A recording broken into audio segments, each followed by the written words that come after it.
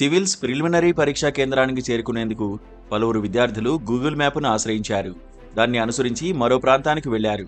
ఆ క్రమంలో వారు పరీక్షా కేంద్రానికి చేరుకోలేదన్న విషయం తెలుసుకుని నిరాశ చెందారు. ఈ ఘటన మహారాష్ట్రలో చోటు చేసుకుంది. మరోచోట గూగుల్ మ్యాప్ను వాహనదారులు ఆశ్రయించారు. దీంతో వారి వాహనం నదిలోకి దూసుకువెళ్లింది. వెంటనే అప్రమత్తం కావడంతో ప్రాణాలతో ఆ వాహనంలో ప్రయాణిస్తున్న వారు బతికి బయటపడ్డారు.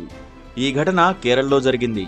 తాజాగా కారులో ప్రయాణిస్తున్న వారు గూగుల్ మ్యాప్ను గుడ్డిగా నమ్మి దుర్మరణం పాలయ్యారు. ఈ ఘటన ఉత్తరప్రదేశ్లోని రాయ్బరేలీలో ఇటీవల చోటు చేసుకుంది. కారులో ప్రయాణిస్తున్న ఓ కుటుంబం గూగుల్ మ్యాప్స్ అనుసరించింది. తీవ్ర పొగమంచు నేపథ్యంలో వారు జీపీఎస్ను ప్రామాణికంగా తీసుకున్నారు.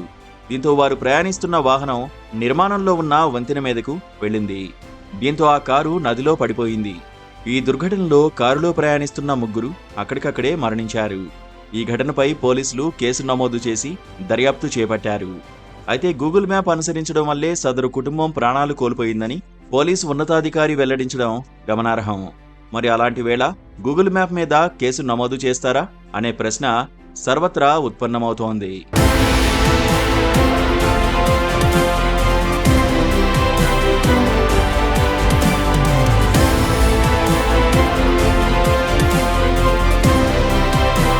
దేశంలోనే కాదు, ప్రపంచంలో సైతం గూగుల్ మ్యాప్స్ అనుసరించి ప్రయాణించడం వల్ల పలువురు దుర్మరణం పాలవుతున్నారు. దీంతో ఈ మ్యాప్స్పై కేసు నమోదు చేసి పోలీసులు చర్యలు చేపడతారా అనే సందేహం అయితే పలువురిలో వ్యక్తమవుతోంది. అయితే ఇప్పటికే పలువురు గూగుల్ మ్యాప్పై ఫిర్యాదు చేశారు. మరి పోలీసులు చర్యలు చేపట్టారా అంటే మాత్రం ఆలోచించాల్సిందే. ఎందుకంటే గూగుల్ మ్యాప్స్ కాపురాలు కూల్చుతోందంటూ తమిళనాడుకు చెందిన చంద్రశేఖరన్ పోలీసులకు ఫిర్యాదు చేశాడు. నాగపట్టణం జిల్లా మైలదురైకి చెందిన అతడి ఫోన్లో గూగుల్ మ్యాప్స్ యాప్ ఉంది. అతడి కదలికలను భార్య ఎప్పటికప్పుడు గమనించేది. దీంతో అతడికి మనశ్శాంతి కరువైంది.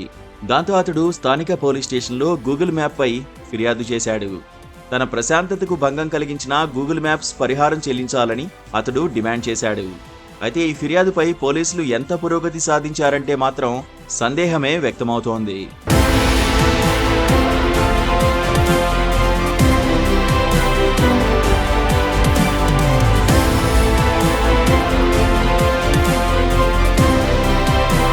ఇక గతేడాది సెప్టెంబర్లో అమెరికాలో సేల్స్ మ్యాన్ ఫిలిప్ పాక్సన్ తన స్నేహితుడి నివాసంలో జన్మదిన వేడుకలకు హాజరయ్యాడు.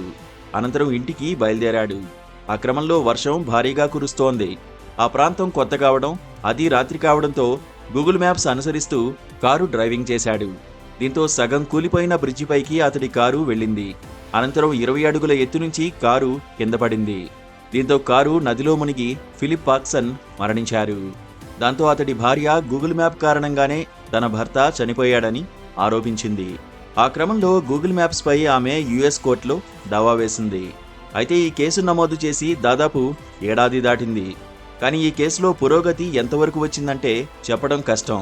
అలాంటి వేళ గూగుల్ మ్యాప్స్పై ఫిర్యాదు చేస్తే పోలీసులు కేసు నమోదైతే చేస్తారు, కానీ ఫలితం మాత్రం ఎలా ఉంటుందన్నది మాత్రం ఎవరూ చెప్పలేరనే వాదనకు ఈ ఘటనలు బలం చేకూరుస్తున్నాయనే వాదన సర్వత్రా వినిపిస్తోంది.